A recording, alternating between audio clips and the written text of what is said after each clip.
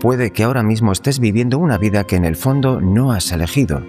Puede que trabajes, sí, que tomes decisiones, que tengas metas y planes, pero ¿y si tu vida fuera, digamos, un coche? ¿Quién estaría realmente al volante? Quizás la respuesta no esté tan clara. ¿Eres tú quien dirige tu vida o simplemente estás siguiendo un guión que empezó a escribirse mucho antes de que fueras consciente de ello? Esta es la pregunta que está en el corazón de la psicología de Jung. Para él, el verdadero problema del ser humano no es la falta, digamos, de éxito o reconocimiento, sino la desconexión con nuestra propia profundidad interior.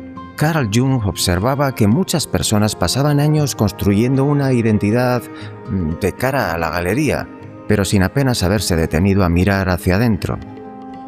Carl Gustav Jung nació en Suiza en 1875 y fue uno de los psiquiatras y pensadores más influyentes del siglo XX.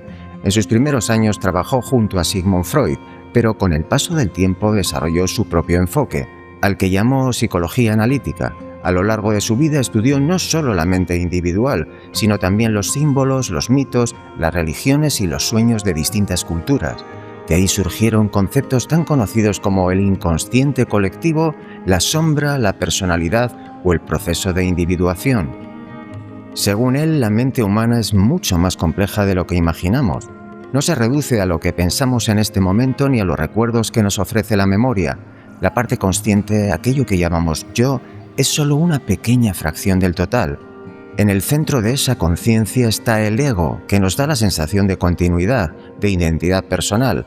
El ego es el que dice yo pienso, yo quiero, yo decido, pero Jung insistía en que el ego no es el dueño absoluto de nuestra mente.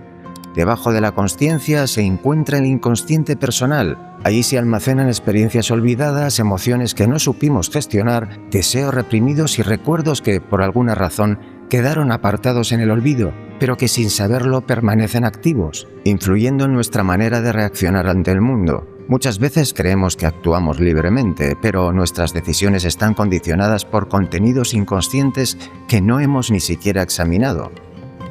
Además del inconsciente personal, Jung propuso la existencia del inconsciente colectivo. Esa fue una de sus ideas más originales. Según él, todos compartimos una base psicológica común heredada. No se trata de recuerdos individuales, sino de estructuras profundas que forman parte de la humanidad. Estas estructuras se manifiestan en símbolos universales, en mitos repetidos en distintas culturas y en patrones que aparecen una y otra vez en la historia. No somos una mente aislada, estamos conectados a algo más amplio. Comprender esto cambia la manera en que nos vemos a nosotros mismos. Significa que no todo lo que ocurre en nuestras mentes es puramente personal. Muchas de nuestras emociones y reacciones tienen raíces profundas que van más allá de nuestra biografía individual. Pero lo más importante no es solo entender la estructura de la psique. El verdadero desafío es aprender a relacionarnos con ella de forma consciente, y aquí es donde empieza nuestro verdadero viaje. Dentro de esta estructura de la mente aparece un elemento fundamental, la persona. Jung utilizó este término para describir la máscara social que todos llevamos. La persona es la imagen que mostramos al mundo, el papel que desempeñamos en la familia, en el trabajo, en la sociedad. Es la manera en que queremos ser percibidos. La persona no es algo negativo, no. Sin ella no podríamos adaptarnos ni convivir con los demás. Nos ayuda a encajar, a cumplir normas y a funcionar en comunidad. El problema comienza cuando nos identificamos completamente con esa máscara. Cuando creemos que esa imagen externa es todo lo que somos. Si alguien se define únicamente por su profesión, por su estatus o por la aprobación de los demás, su identidad se vuelve frágil, porque la persona cree que solo depende del reconocimiento externo.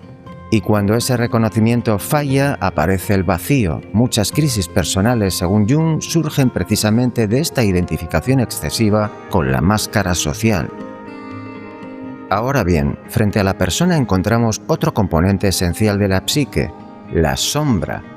La sombra está formada por aquellos aspectos de nosotros mismos que no encajan con la imagen que queremos proyectar. Pueden ser impulsos que consideramos inaceptables, emociones intensas como la envidia o la ira, miedos profundos o rasgos que aprendimos a ocultar para ser aceptados. Nuestro impulso habitual es rechazar la sombra, fingir que no existe, pero Jung advertía que todo aquello que negamos sobre nosotros mismos no desaparece, sino que se vuelve inconsciente y busca otras formas de expresarse. A veces lo hace a través de reacciones exageradas, otras veces mediante proyecciones. Vemos en los demás defectos que en realidad pertenecen a nuestra propia sombra.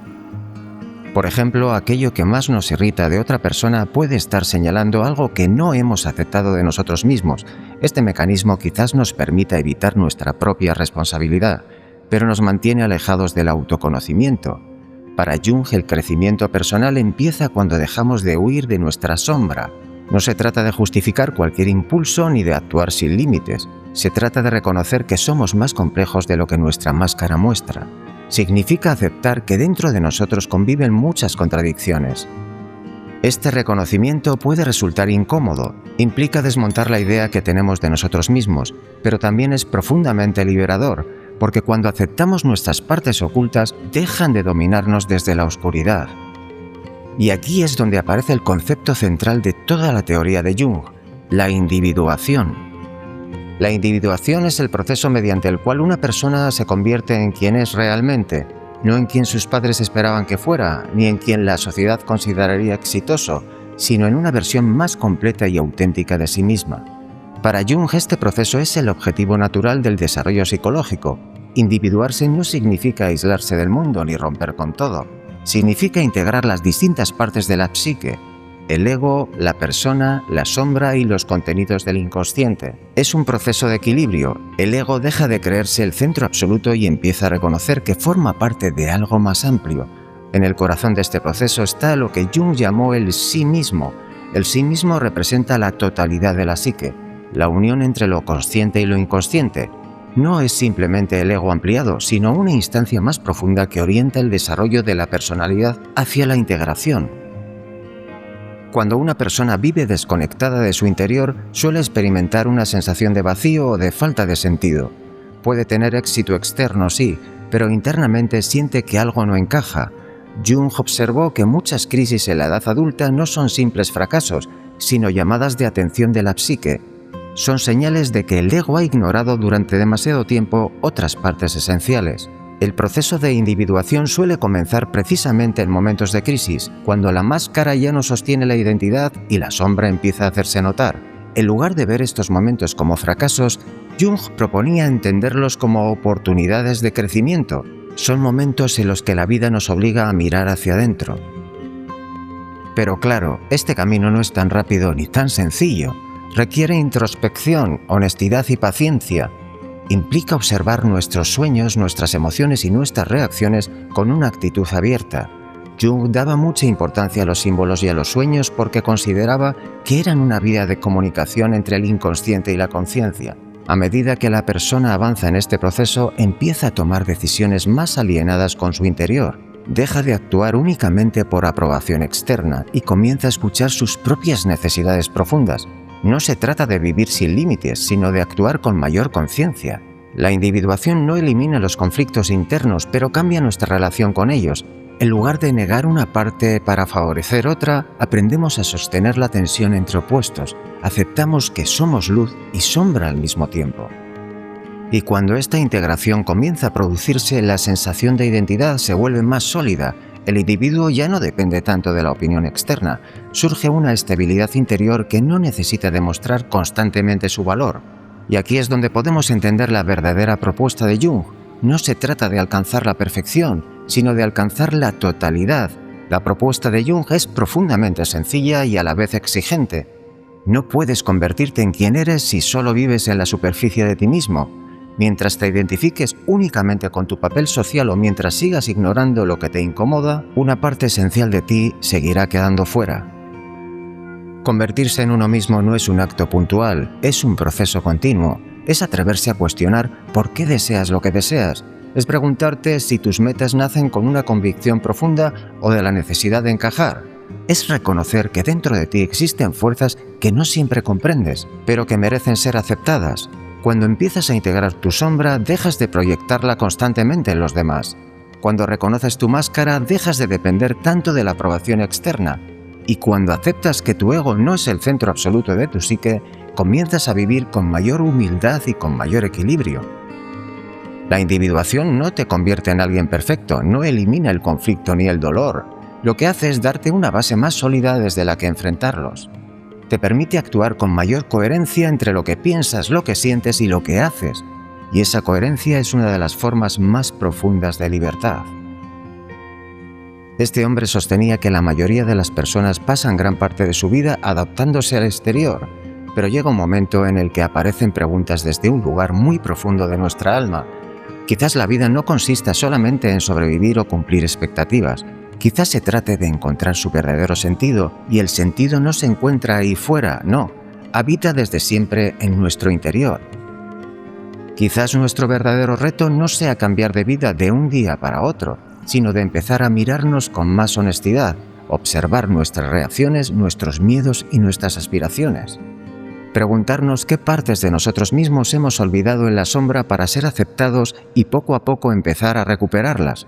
Porque solo cuando aceptamos todas nuestras dimensiones, las que nos gustan y las que no, podemos acercarnos a una vida más completa, quizás no más fácil, no, pero sí más auténtica.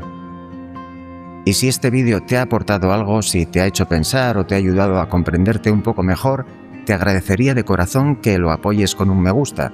También me encantaría leer tus reflexiones en los comentarios. Siempre los leo porque me encanta observar cómo piensan los seres humanos. Y si quieres que sigamos explorando estas ideas sobre psicología, autoconocimiento y desarrollo personal, puedes suscribirte al canal. Mientras tanto, aquí seguiremos aprendiendo paso a paso con humildad y profundidad. Gracias por estar al otro lado y que los dioses te acompañen.